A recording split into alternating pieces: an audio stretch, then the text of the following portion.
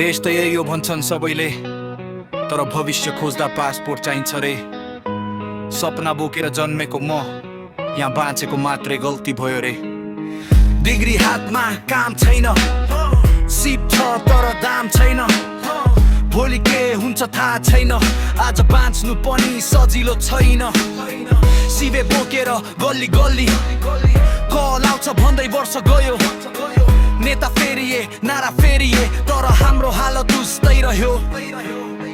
बुबा आमाको आँखा लाजले झुकेको, छोरा छोरी विदेशमा पसिना चुहिएको, देश माया हो भनेर मनले कराउँछ तर पेटले भने पासपोर्ट माग्छ। सबै उड्दैछन् म पनि उड्नु पर्छ रे, देश बस्न लायक छैन भन्छन् रे।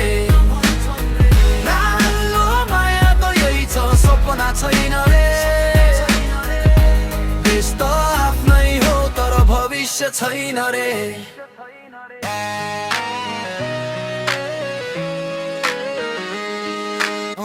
भ्रष्टाचार यहाँ सिस्टम बन्यो, साँचो बोल्ने दोषी बन्यो, कागज मिल्यो भने सबै सम्भव, नत्र इमानदारी नै गल्ती बन्यो।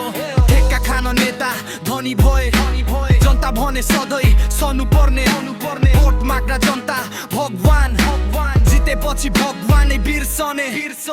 कसलाई दोष दिने, नेतालाई सिस्टमलाई कि आफैलाई? देश छोड्ने दोषी हामी रे, तर बस्ने वातावरण बनाउने को हो भाइ? सबै उड्दैछन् म पनि उड्नु पर्छ रे, देश बस्न लायक छैन भन्छन् रे।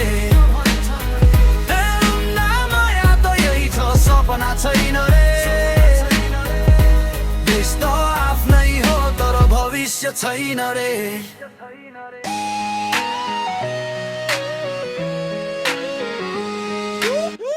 एउटै कोठामा 10 जनाको सपना, खाडी कोरिया अस्ट्रेलियाको कथा।